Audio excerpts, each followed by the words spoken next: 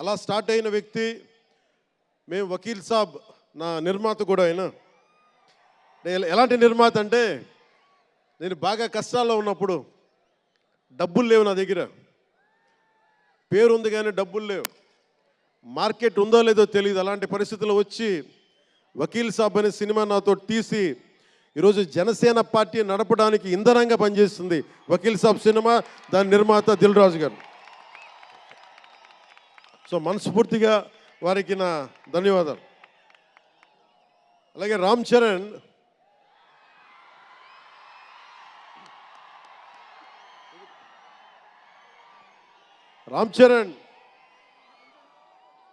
అంటే నేను రామ్ చరణ్ ఉన్నప్పుడు, నేను పుట్టినప్పుడు నేను ఇంటర్ ఎప్పుడు చదువుతున్నాను. ఇంటర్ చదువుతున్నప్పుడు నాకు అన్నయ్యకి అబ్బాయి పుట్టాడని చెప్తే ఇంట్లో నామకరణం చేశారు. నామకరణం చేసినప్పుడు మా నాన్నగారు పెట్టిన పేరు, మా ఇంట్లో అందరికీ ఆంజనేయ స్వామి పేరు రావాలి, మా ఇంటి దైవం అని. రామ్ చరణ్కి రాముడి చరణాల దగ్గర ఉండేవాడు ఎవడో హనుమంతులు, ఆంజనేయ స్వామి. నిత్యం బలం ఉండి కూడా వినయ విధేయతలతో ఉండే వ్యక్తి ఆంజనేయ స్వామి. అంటే ఎంత ఎదిగినా, ఎంత శక్తిమంతుడైనా, అడిమాది అష్టసిద్ధులున్నా తన శక్తి తను తెలియకుండా ఎదిగే కొద్దీ ఒదిగుండే ఆంజనేయ స్వామిలాగా ఇతనికి రామ్ చరణ్ అని పేరు పెట్టాలని చెప్పి మా నాన్నగారు ఆలోచన చేసి తనకి రామ్ చరణ్ అని పెట్టారు. అలాగే రామ్ చరణ్ నాకు, ఎందుకంటే నాకు చిరంజీవి గారు అన్నయ్య కాదు, పితృ సమానులు, తండ్రి సమానులు. మా వదిన నాకు మాతృమూర్తి.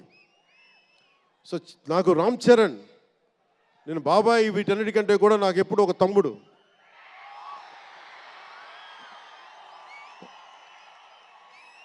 చిన్నప్పుడు బాగా ఏడిపించేవాడిని, నేను ఇంకా బద్ధకంగా ఉండేవాడిని.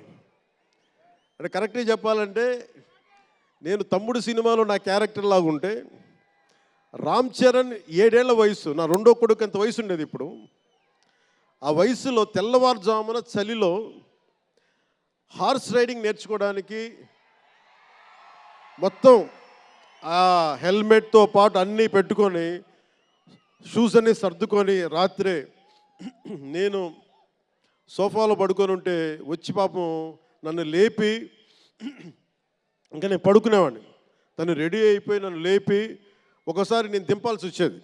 ఇష్టంతో కదా, తప్పక, లేదు తిడతారు ఇంట్లో. అంటే అంత క్రమశిక్షణతో ఉండేవాడు చిన్నప్పటి నుంచి. నాకు రామ్ చరణ్లో నచ్చింది ఏంటంటే, ఇంత ప్రతిభా సమర్థత ఉందని ఎప్పుడు తెలియదు ఎవరికి కూడా. ఇంత శక్తి సమర్థత ఉంది ఈ వ్యక్తులు ఎప్పుడు మాకు తెలియలేదు. ఎప్పుడు ఇతను నేను డ్యాన్స్ చేయటం ఎప్పుడు చూడలేదు నా లైఫ్లో, సినిమాలో తప్ప. ఇంక సినిమాలో బాగా వ్యక్తిగత జీవితం నేను ఎప్పుడు చూడలే. అసలు మ్యూజిక్ వేస్తే కాలు కూడా ఆడించడు, కానీ అంత అద్భుతమైన డాన్సర్. అలాగే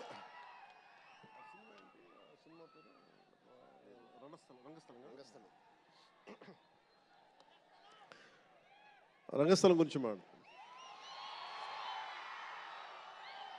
సుకుమార్ గారి డైరెక్షన్లో రంగస్థలం, నాకు నటన చూసి ఇతనికి బెస్ట్ యాక్ట్ అవార్డు రావాలని మనస్ఫూర్తిగా అనిపించింది. అంటే అంత గొప్ప పెర్ఫార్మెన్స్ చేశాడు.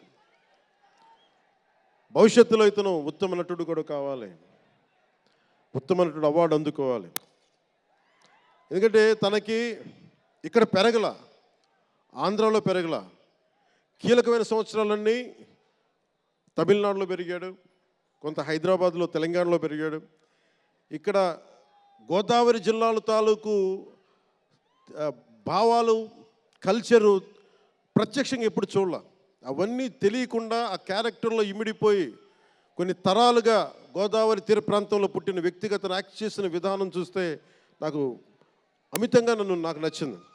అంటే అంత గొప్ప నటుడు ఉన్నాడు. చిరంజీవి గారు వారసుడు అలా కాకపోతే ఇంకెలా ఉంటాడు. చిరంజీవి గారికి తగ్గ వారసుడు. తండ్రి మెగాస్టార్ అయితే కొడుకు ఏమవుతాడు, గ్లోబల్ స్టార్ అవుతాడు.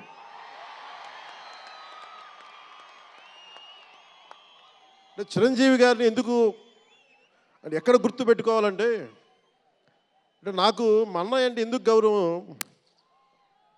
మొన్న కూడా ఇంట్లో అప్పుడప్పుడు చెప్తా ఉంటా. ఆయన ఒక మొగల్తూరు నుంచి వచ్చిన వ్యక్తి, ఎవరు ఆధారం లేరు. మీరు ఇంతమంది లక్షల మంది ఇక్కడ ఉన్నారు, జనం ప్రజలందరూ